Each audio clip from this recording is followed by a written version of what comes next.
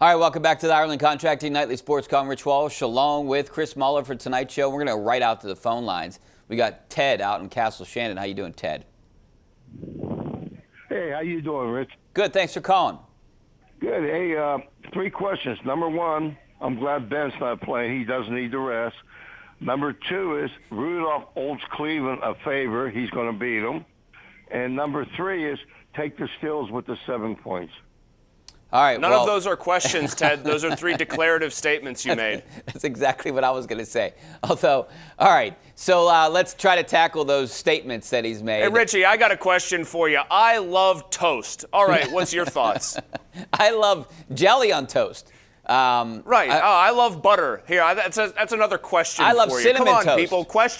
Questions sound like this. What are we doing here? What is the purpose of your call? That is a question. Come on. All right, look, I told you I was on the fence with Ben Roethlisberger. I'm kind of leaning towards what you said, Chris, because maybe he needs the rest. He's been inaccurate and ineffective the last 4 or 5 weeks, really, for most part of the games. Maybe a week off would help him. So basically 2 weeks off for Ben.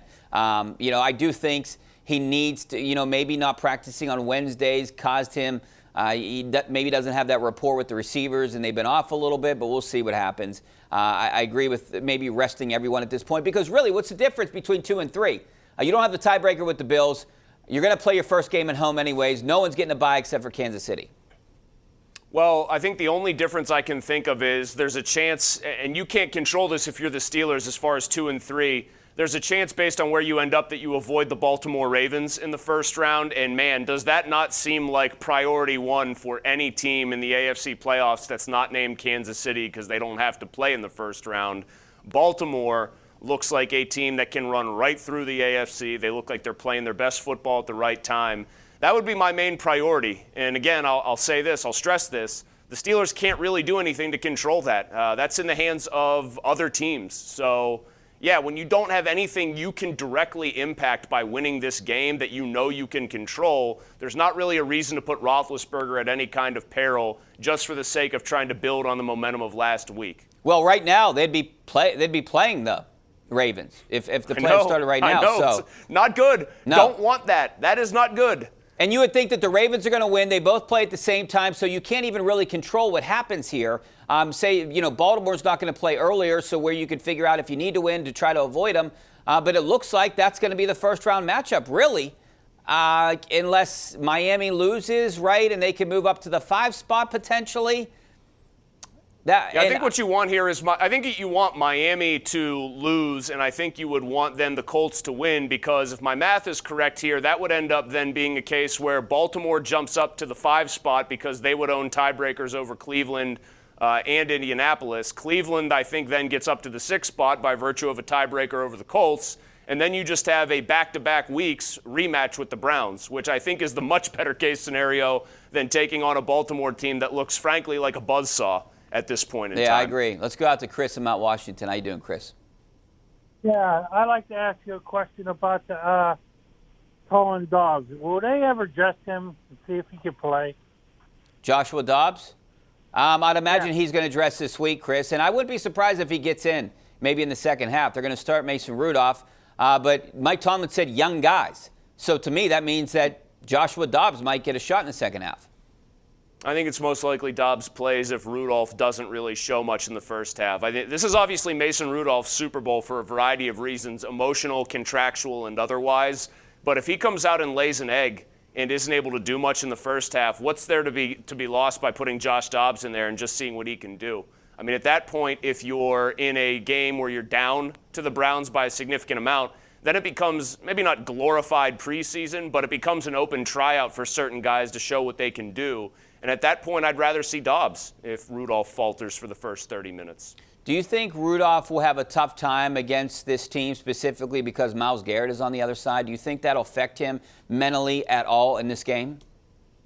No, I think if he's going to have a tough time, it's because Myles Garrett is a much better football player at doing his job than Mason Rudolph is at doing his. And Mason Rudolph has proven to have just a tough time in general being a good quarterback in this league from what we've seen. But no, I don't think there's going to be some lingering after effect of that incident.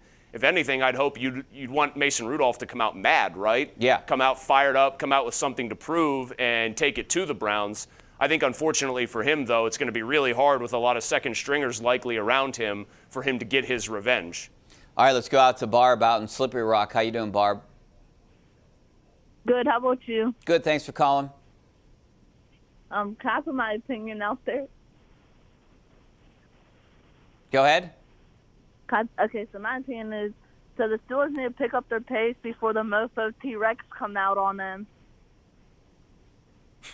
What? I don't know what she said there. They need to pick up the pace. Yeah, they need to pick up the pace. That's for sure.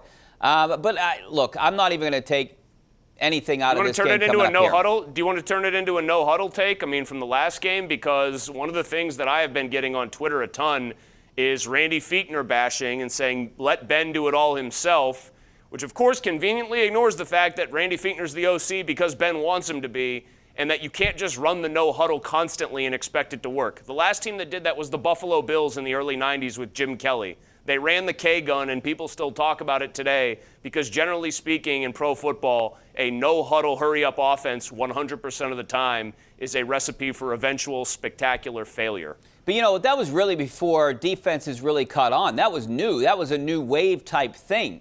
Now it's different. Everyone knows that. Look, I don't think you can go to the Super Bowl throwing 50 times a game.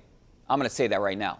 I mean, I think you can do it if you can run situationally, but you can't. Like, people have just been acting like the no huddle is this all-time, this tonic, this cure-all. It's just not going to work. It's a spice in the dish, right? It's one that you might like a lot of.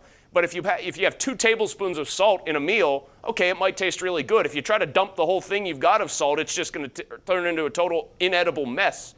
And so if you go no huddle all the time, defenses figure it out, its efficacy is lost, and then you're in real trouble. I think if it's up to Ben, he would throw 60 times a game. Yeah, how did that work out for them until this most recent game? Yeah. All right, now we're going to go to our Tri-State Office Furniture tweet of the night. A big friend of the show here. Love Mark Caboli. He's on your show every once in a while too, right? I hear this guy everywhere. He's a great insider for The Athletic. Have him on this show. We have him on the Showdown. I would highly assume that the Steelers will rest more than Roethlisberger. I would say DeCastro, Pouncey, Hayden are definites. Other than that, Haywood, Tuitt, Alu, Watt, Fitzpatrick, Juju are all possibilities. I mean, how many people do you think, theoretically, they can rest? I think every one of those guys that Mark named in that tweet can and should be rested. And then I think that Mike Tomlin and the rest of his coaching staff need to just say we're willing to live with the idea that we're probably going to lose this game, see what our backups can do. And if some of those guys acquit themselves well, then you feel better about what they might be called upon to do in a playoff game if you need them in a pinch. So I would rest every single player that Mark named there. Yeah, but I go back to where I stand with this. You saw that what happened to the Ravens last year with the bye week. You've seen it in years past. I mean, sometimes I don't think it's good that you rest everyone and they don't get into the game and they have a whole week off. I don't know. I don't know where I am with this. I know rest is good at this time of the year and everyone wants the bye week, but I think it can come back to hurt you too. We'll talk more about this after the break. 412-575-2600 is the number.